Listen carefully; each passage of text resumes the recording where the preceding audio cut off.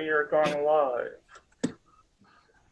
Ladies and gentlemen, boys and girls, children of all ages, good morning, good afternoon, good evening, depending upon where you're at. Welcome to this reading of the 1937 script of The Adventures of the Three Garridebs, the very first television broadcast of Sherlock Holmes that was done on NBC. We are doing this reading today to celebrate the 6th anniversary of the founding of the 4th Garrideb, the Sherlockian Coin Collectors Group, that pays homage to this story. I would like to thank our players in this drama today. My thanks go to David Harnois in the role of Sherlock Holmes, Charles Pripalek as Dr. John Watson, Steve Mason as John Garrideb, Mike McSwiggan as Nathan Garrideb, Rich Krasunas as Inspector Lestrade, to Karen Wilson as Mrs. Hudson, and to Debbie Clark as Mrs. Saunders and your narrator. And now, let's enjoy the play.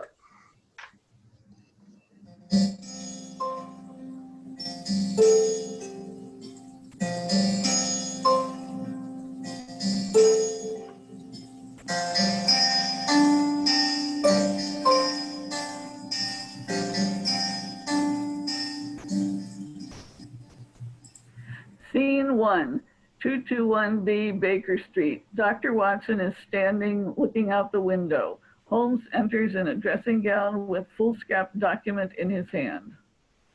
Friend Watson, have you ever heard of Garrideb? Garrideb? What on earth is it? A name. A man's name. Garrideb. If you can lay your hands on a Garrideb, Watson, there's money in it. In heaven's name, Holmes, what are you talking about? Oh, that's a long story. Rather a whimsical one, too. I don't think in all our explorations of human complexities we have ever come upon anything more singular. Sounds interesting. The fellow will be here presently for cross-examination, so I won't open the matter up until he comes. But meanwhile, that's the name we want. Oh, Holmes. Here it is in the telephone book. Garrideb, North 136 Little Rider Street West. Sorry to disappoint you, my dear Watson, but this is the man himself. This is the address in his letter. We want another to match him. Match him? Exactly.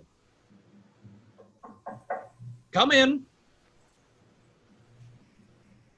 There is a gentleman here to see you, Mr. Holmes. Why, here he is, but this is a different initial. John Garrideb, Counselor at Law, Moorville, Kansas, USA. I'm afraid you must make another effort, Watson. Show him in, Mrs. Hudson. Yes, sir. But why, if he's here now? This gentleman is also in the plot already, though I certainly didn't expect to see him this morning. However, he is in a position to tell us some of the things we want to know. Mr. John Garrideb. Mr. Holmes? Oh, yes. Your picture are not unlike you, sir, if I may say so. Thank you. I believe you have had a letter from my namesake, Mr. Nathan Garrideb, have you not? Pray sit down. May I introduce my colleague, Dr. Watson? How do you do? How do you do? I fancy we have a good deal to discuss. You are, of course, Mr. John Garrideb, mentioned in this letter. Yes, I am. But surely you have been in England some time. Why do you say that, Mr. Holmes? Your whole outfit is English. I have read of your tricks, Mr. Holmes, but I have never thought that I would be the subject of them. Where do you read that? The shoulder cut of your coat, the toes of your boots. Could anyone doubt it? Well, I had no idea I was so obviously a Britisher. Business brought me over here some time ago, and so, as you say, my outfit is nearly all London made. However, I guess your time is of value, and we did not meet to talk about the cut of my socks. What about getting down to that paper you hold in your hand? Dr. Watson would tell you that these digressions of mine sometimes prove in the end to have bearing on the matter in hand. But why did Mr. Nathan Garrideb not come with you? Why in thunder did he draw you into it at all? A bit of professional business between two gentlemen. There is no reflection upon you, Mr. Garrideb. He knew that I had means of getting information, and it was only natural that he should apply to me. Huh. Forgive me, Mr. Holmes. When I went to see him this morning, he told me that he had called in a detective. And I don't want police butting into a private matter. But if you are willing just to help us find the man, I would be very happy to have you. Thank you. And now we would like a complete account from your own lips. My friend here knows nothing of the details. Does he need to know? We usually work together. Well, there is no reason it should be kept a secret. I'll give you the facts as concisely as I can. If you came from Kansas, I would not need to explain to you who Alexander Hamilton Garadeb was. He made his money in the wheat pit in Chicago, but he spent it in buying up as much land as would make one of your counties, lying along the Arkansas River west of Fort Dodge. He had no kith or kin, or if he had, I never heard of them. But he took a kind of pride in the queerness of his name. That was what brought us together. I was practicing law in Topeka, and one day I had a visit from the old man. Alexander Hamilton Garadeb. Right. He was tickled to death to meet another man with his own name. It was his pet fad, and he was dead set to find out if there were any more Garadebs in the world and wanted me to find him another. I told him I was too busy to spend my life hiking around the world in search of Garadebs. But that's just what you will do, he said, if things pan out as I have planned. I thought he was joking, but I soon discovered that he wasn't. He died within a year and left behind the queerest will that has ever been filed in the state of Kansas.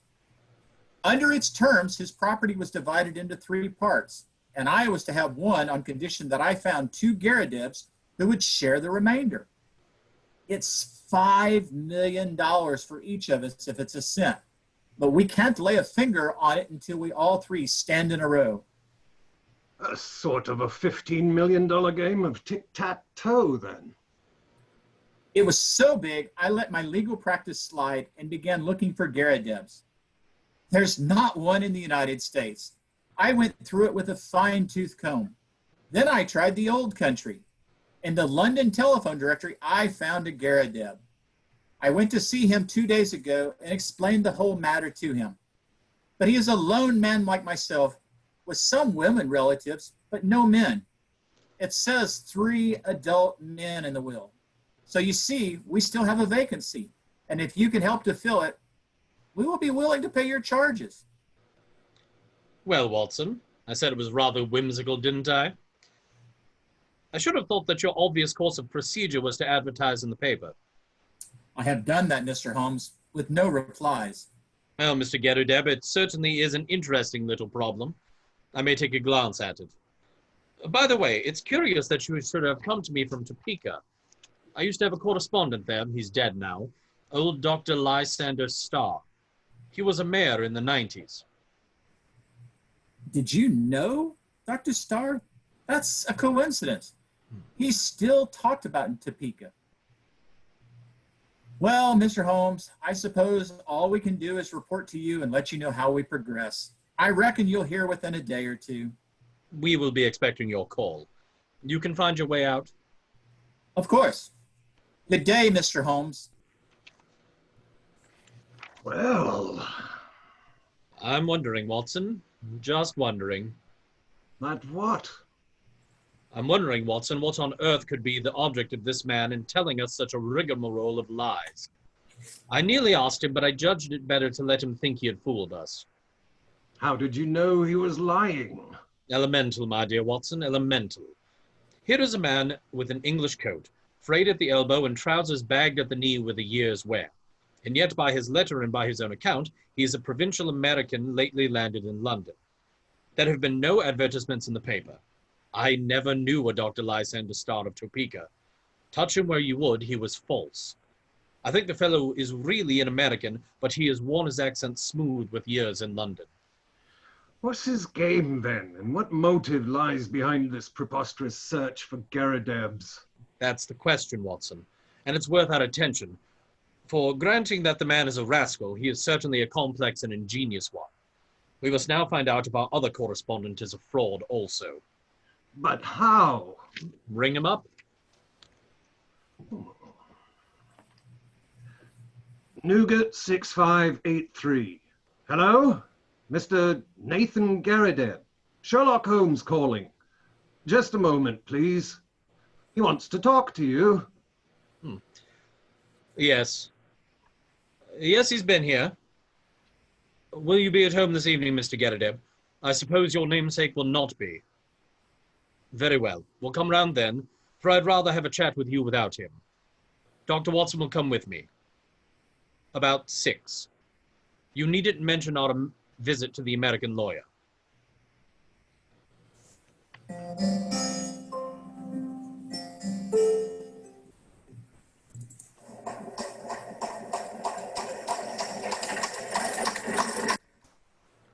Scene 2. Holmes and Watson stop at the curb and dismount. Well, Watson, we seem to have arrived. Right. Little Ryder Street West. And there's number 136. And right on time. 6 o'clock to the minute.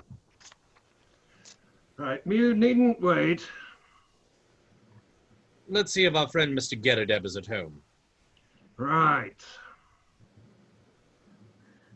Scene 3. Holmes and Watson are are outside in the hallway of Mr. Garrideb's door. Well, apparently we are in the right house. Here's his nameplate. That nameplate has been up some years, Watson. I deduced that myself from the condition of the discolored brass surface. Splendid, Watson. And it's his real name anyhow.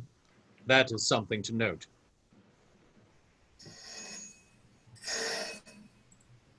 Yes. Mr. Nathan Garrideb? Yes. And you are Sherlock Holmes? I am. And this is Dr. Watson. Come in, gentlemen.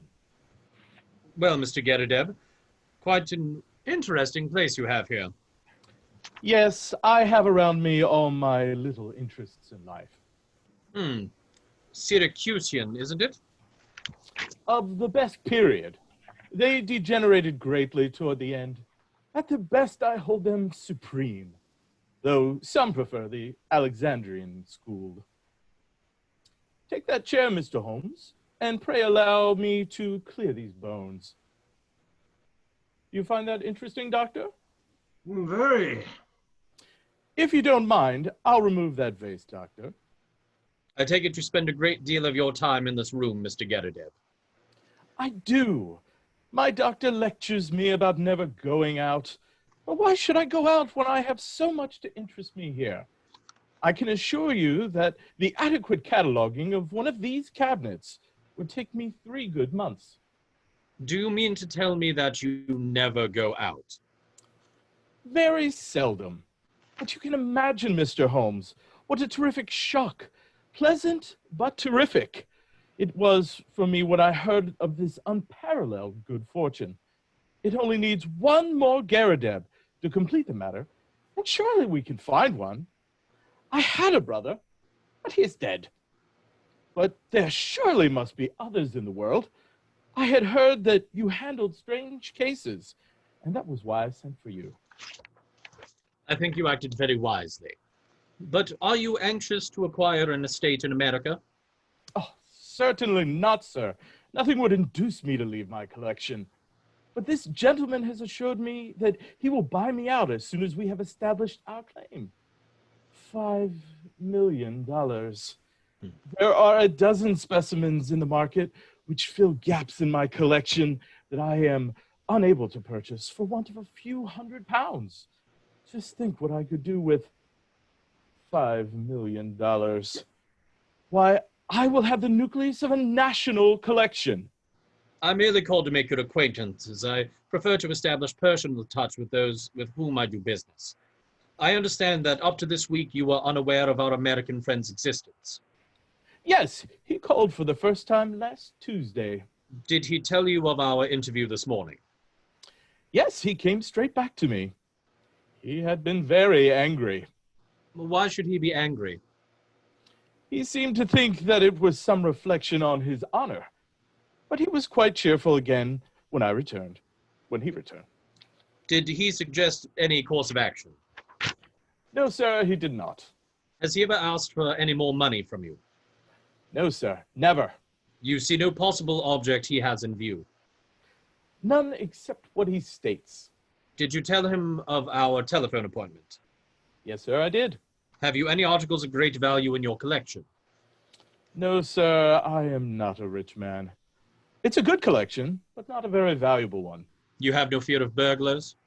Not the least. How long have you been in these rooms? Nearly 5 years.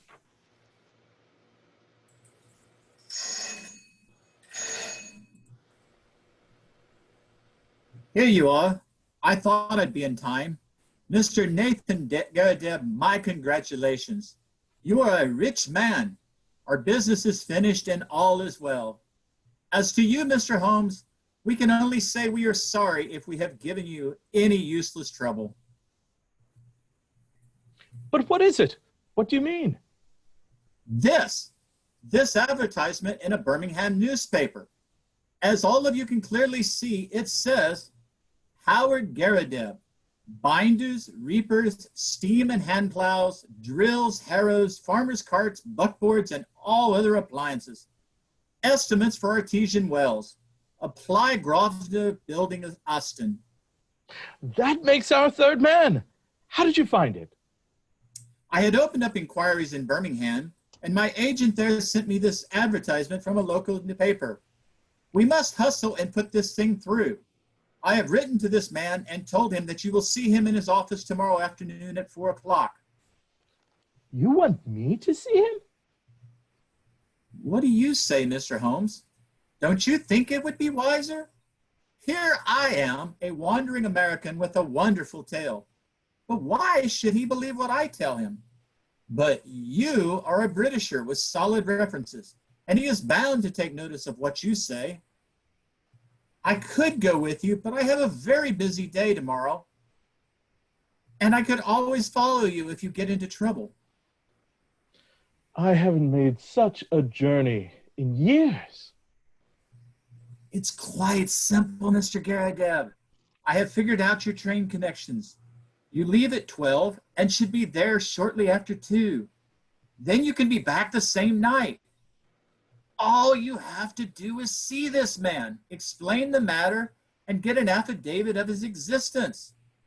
Considering that I have come all the way from the center of America, it surely is little enough if you go 100 miles to put this matter through.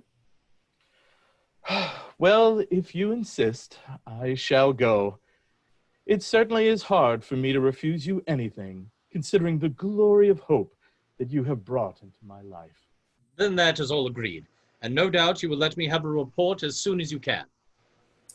I'll see to that. Well, I'll have to get on. I'll call tomorrow, Mr. Garadeb, and see you off to Birmingham. Are you coming my way, Mr. Holmes? Not just yet. Well, goodbye then, and we may have good news for you tomorrow night. $5 million. I wish I could look over your collection, Mr. Garadeb.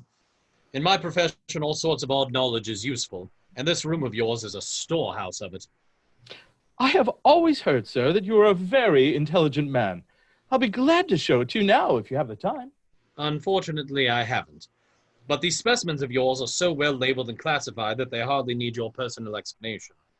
If I should be able to look in tomorrow, I presume you would have no objection to my glancing over them? None at all. You are most welcome, Mr. Holmes. The place, of course, will be shut up, but Mrs. Saunders is in the basement up to 4 o'clock and will let you in with her key. Thank you. I happen to be clear tomorrow afternoon, and if you would say a word to Mrs. Saunders, I would appreciate it. By the way, who is your house agent? House agent? Yes. Holloway and Steele in the Edgware Road. But why do you ask? I'm a bit of an archaeologist myself when it comes to houses. I was wondering if this place was Queen Anne or Georgian. Oh, Georgian, beyond a doubt. Really? I should have thought a little earlier. Come, Watson. Oh, yes, of course. Excellent microscope you have there, Mr. Garadeb. Yes, isn't it? Well, goodbye, Mr. Garadeb. May you have every success in your Birmingham journey. £1 million.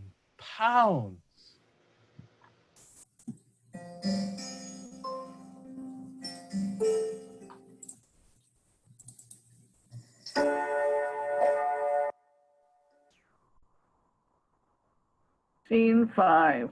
Holmes and Watson are just finishing dinner. Mrs. Hudson is serving demi-tasse, cheese, and crackers.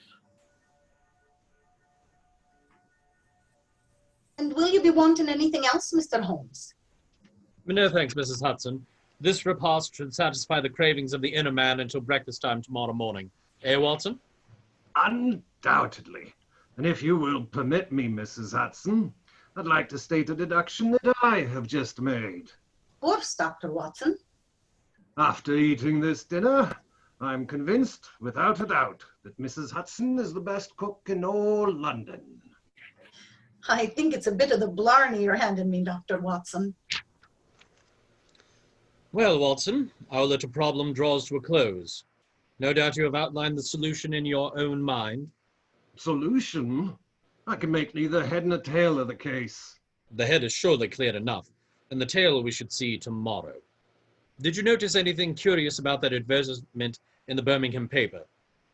I saw that the word plough was misspelled P-L-O-W instead of P-L-O-U-G-H, as it should have been. Oh, you noticed that, did you? Watson, you improve all the time. Yes, it was bad English, but good American. The printer had it set up as received. Then the buckboards, that is American also. And artesian wells are commoner with them than with us. It was a typical American advertisement, but purporting to be from an English firm. What do you make of that? Oh, I can only suppose that this American lawyer put it in himself. What his object was, I fail to understand. Well, there are alternative explanations.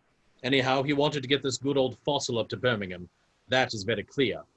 I might have told him that he was clearly going on a wild goose chase, but on second thought it seemed better to clear the stage by letting him go. Tomorrow, Watson? Well, tomorrow will speak for itself.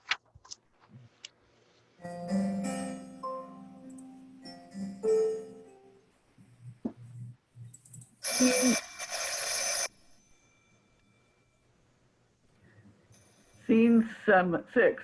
Inspector Lestrade is seated at his desk. The clock shows 9:45. Scotland Yard.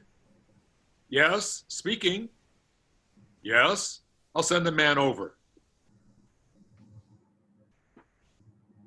Ah, Holmes. Find what you were looking for? I think so, Inspector. Well, that's a nice way to start the day, to have found what you're looking for by 10 o'clock in the morning.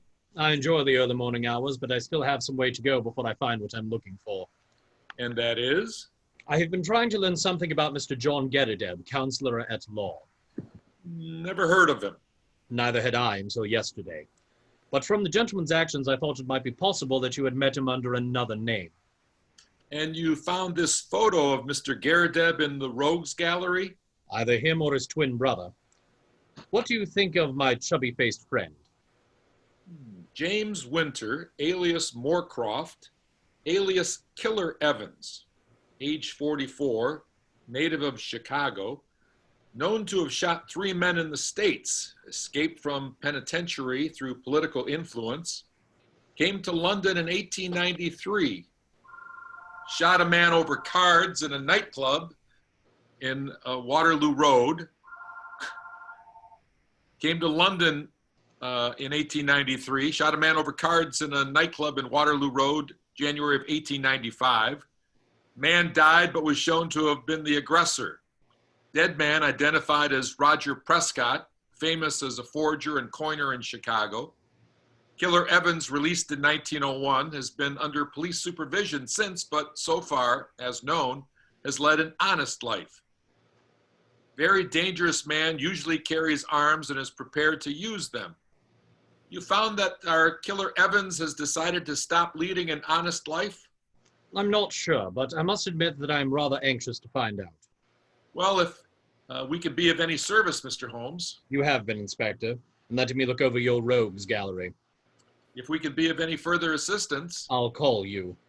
Thank you, Inspector, and good day.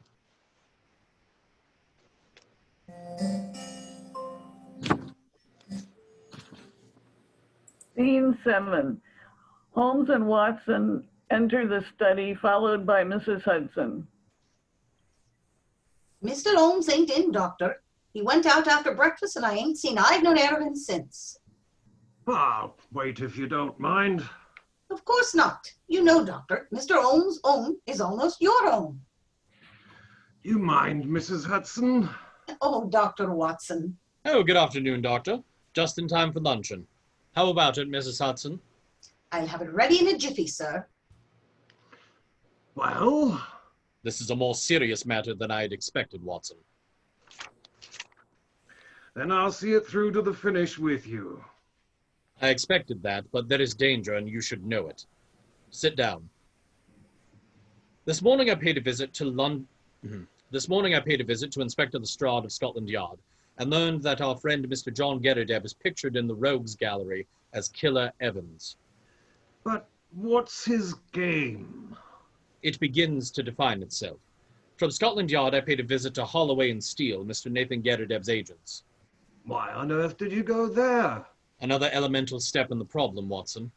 They confirmed our client's statement that he had occupied his present quarters for the past 5 years. It was unlet for a year before that. The previous tenant was a gentleman named Waldron, who was well remembered at the office. He had suddenly vanished and nothing more was heard of him. He was a tall, bearded man with dark features. Now our friend, John Gerardeb, alias Killer Evans, shot a man named Prescott, and Prescott was a tall, dark man with a beard. As a working hypothesis, I think we may take it that Prescott, an American criminal, used to live in the very room which our innocent friend now devotes to his museum. So at last we get a link. And the next link? Well, we must go and look for that. What's this pistol for? You may need it. I have an old favorite with me. If our Wild West friend tries to live up to his nickname, we must be ready for him. We will have luncheon and perhaps a short siesta, and then, Watson, I think it will be time for our Ryder Street adventure.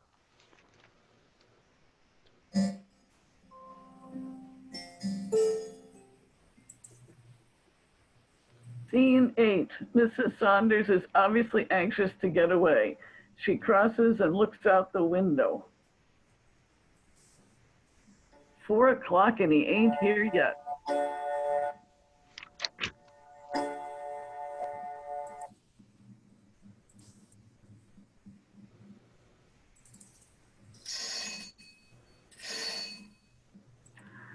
If you'd been a bit later, sir, you'd have missed me altogether, as I'm just this minute through for the day.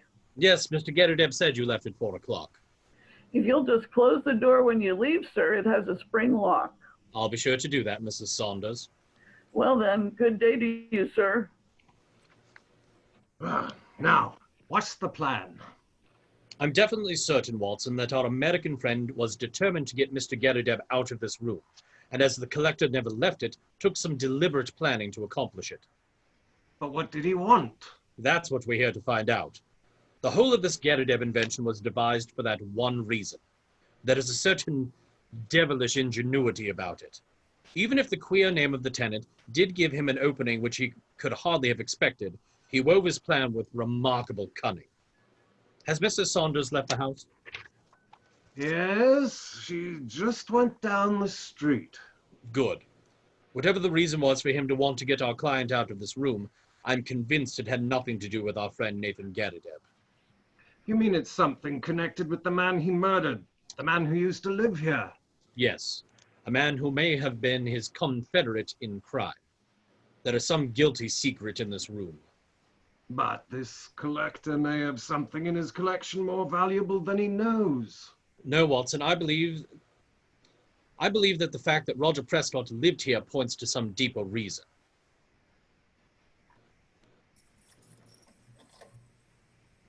Quick, Watson, behind this curtain.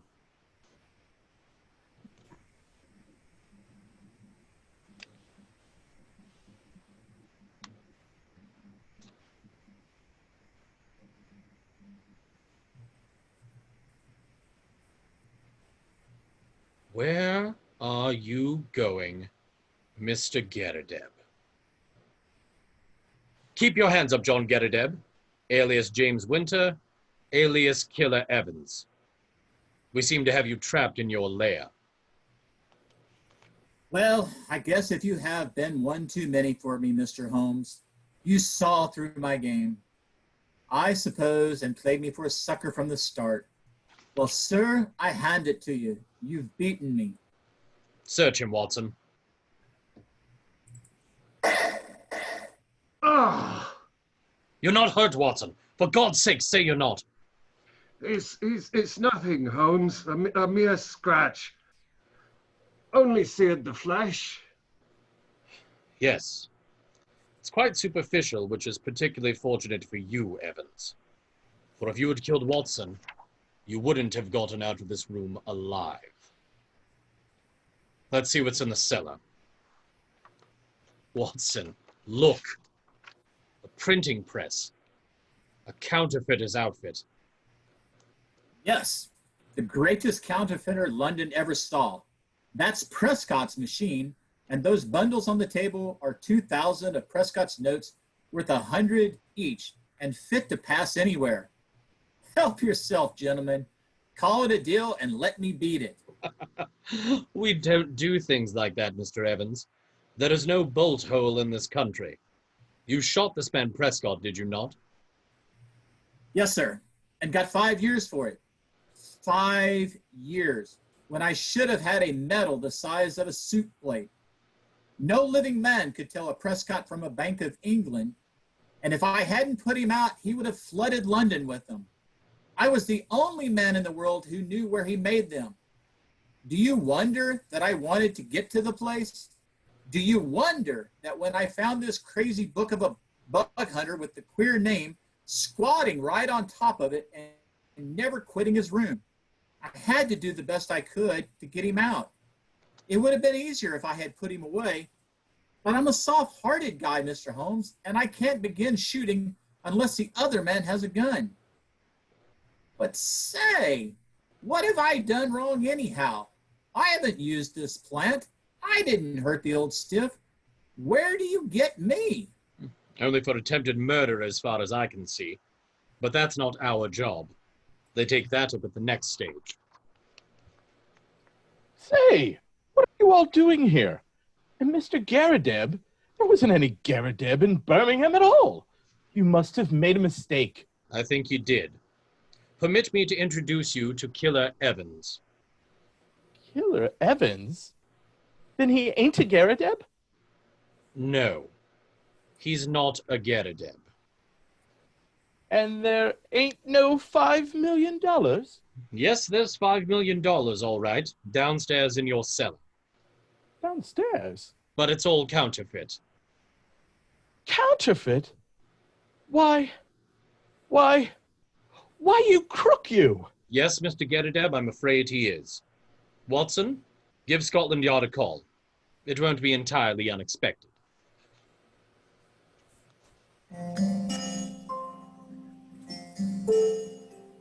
Thank you, and that concludes our reading of the 1937 television script of The Adventures of the Three Garadebs. Please join me in thanking David, Charles, Steve, Mike, Rich, Karen, and Debbie for their roles today. They did a very nice job. Thank you all for joining us. This program has been recorded and will be posted on the website of the Fourth Garadeb shortly. That's fourthgaradeb.com. Thank you for joining us.